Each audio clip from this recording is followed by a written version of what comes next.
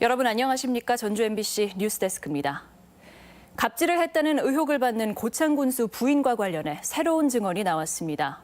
고창군청 공무원들이 각종 행사에서 군수 부인이 앉을 의자에 깔 방석까지 들고 다녔다는 내용인데요. 일명 방석 담당이라고 불리는 공무원 문제를 비롯해 군수 부인의 도 넘은 의전에 대해서는 군의회에서도 문제 제기가 있었다고 합니다. 한범수 기자의 보도입니다. 공무원을 비서처럼 부리고 때로는 수행 공무원에게 폭언과 욕설을 쏟아냈다는 의혹이 제기된 고창군수 부인 양모 씨.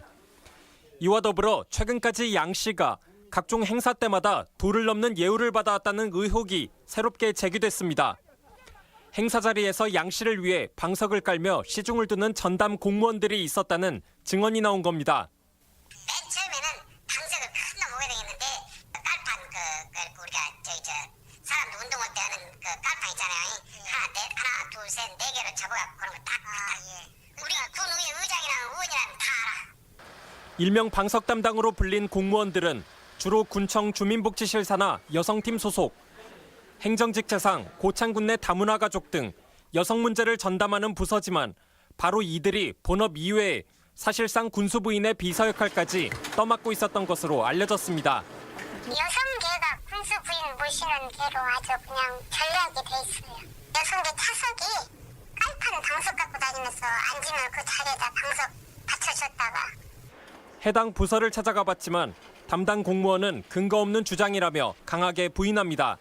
저희가 말씀 못 들어요. 그런 거 하지도 않았고 그런 일도 없었고.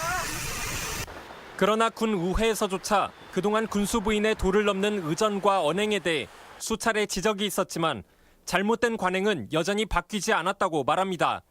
여성계가 행정 고유 업무가 있는데 일반적인 어떤 업무처럼 의전을 해버리면 안 된다 그런 것이죠. 그러니까 의전이나 여러 가지 연관돼가지고 위에서 그런 말입니다. 폭언과 욕설 의혹에 더불어 방석 담당 공무원 문제까지 불거진 단체장 부인의 갑질 논란. 그 중심에 법과 원칙이 무너진 지방 권력의 현실이 놓여 있는 건 아닌지 우려가 커지고 있습니다.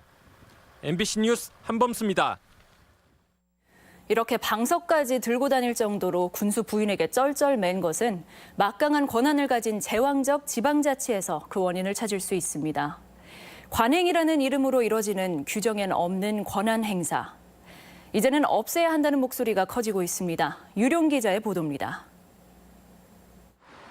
부인의 갑질 논란에 대한 고창군수의 인식은 무엇일까? 공무원을 사적인 일에 동원하고 갑질까지 했다는 부인의 의혹에 대해서는 그저 관행에 불과하다며 대수롭지 않다는 반응입니다. 다듬어서 쓴다, 바로 잡아서 쓴다 해가지고 가가 1년 얼마 동안 했어요. 차라리 그때 얘를 나한테 바꿔주세요 했으면 좋은데. 마치 현직 공무원 인사권을 사실상 민간인인 부인이 행사할 수도 있다는 태도입니다. 지자체 예산으로 급여를 지급하는 계장급 공무원을 비서처럼 부렸지만 규정에 어긋난다는 생각을 해본 적이 없다는 겁니다. 부끄럽게 생각하는데 그 지탄받을 만큼 욕먹을 만큼 한 것은 아닙니다. 큰 군수, 작은 군수라는 말이 나돌 정도로 지금의 지방자치는 일부 단체장 가족의 일탈 행위조차 제대로 견제하지 못하는 것이 현실. 정부가 단체장 부인의 수행을 금지하고 공무원을 비서로 배치하면 처벌까지 하겠다고 나서도 아무런 소용이 없습니다. 인사권이라는 막강한 권한을 가진 군수는 군의 울타리 안에서는 제왕이나 다름없는 존재이기 때문입니다. 권력을 가진 집단에 충성하지 않으면 모든 것을 이룰 수밖에 없는 그런 승자 독식의 선거 문화. 게다가 단체장 가족의 공무원 접촉은 자기 사람 챙기기나 인사 개입, 선거 운동 등 무성한 논란의 출발점이 되고 있는 것 또한 현실. 관행으로 넘길 수 없는 지방자치의 가장 큰 폐단 가운데 하나일 수 있습니다. MBC 뉴스 유룡입니다. 어제 청와대가 권력기관 개혁안을 발표하면서 자치경찰제의 시행이 공식화됐습니다. 경찰권 일부를 지방자치단체 소속으로 하겠다는 건데요. 교통과 치안 같은 주민 밀착형 치안 서비스뿐만 아니라 일부 수사도 자치경찰이 담당하게 되는데 기대와 우려가 함께 나오고 있습니다. 김하연 기자입니다. 50대 체육교사가 수년에 걸쳐 여학생 수십 명을 성추행해 무리를 빚은 부안여고 사건. 자치경찰제가 도입되면 이 같은 성폭력이나 가정폭력 등에 대한 수사 권한은 지역경찰에게 주어질 것으로 보입니다. 무엇보다 도민들에게 와닿을 변화는 교통이나 민원 등 대국민 서비스 영역입니다. 자치경찰에 대한 통제 권한이 표심의 영향을 받는 자치단체장에게 있기 때문에 치안 정책도 지역민의 요구와 지역 실정에 맞춰질 가능성이 커집니다. 이미 2013년에 지방분권 및 지방행정체제 개편에 관한 특별법이 만들어졌고 그 법에 따라 자치경찰제를 도입하여야 한다라는 입법부의 선택이 있었습니다. 하지만 우려도 있습니다. 우선 자치경찰이 정당 소속의 단체장 통제 아래 있게 돼 선거 등에서 중립성이 저해될 수 있다는 목소리가 나옵니다. 지방정부의 권한과 책임이 넘어오는 만큼 예산과 인력이 수반될지도 문제입니다. 재정 자립도가 낮은 전북의 현재 상황으로는 치안 서비스에서 오히려 도민들이 불이익을 받는 상황이 초래될 수 있기 때문입니다. 만약 예산 업무 배분이 적절하게 이루어지지 않으면 주민들이 지금보다도 안 좋은 치안 서비스를 받을 수 있게 되고 그건 결국 범죄에 대한 두려움이 더 높아지는 문제가 야기될 수 있습니다. 정부는 올해 일부 시도부터 자치경찰제를 시범 실시하고 내년에 전국으로 확대한다는 계획. 당초 취지를 살릴 차분한 논의가 필요한 시점입니다. MBC 뉴스 김아연입니다.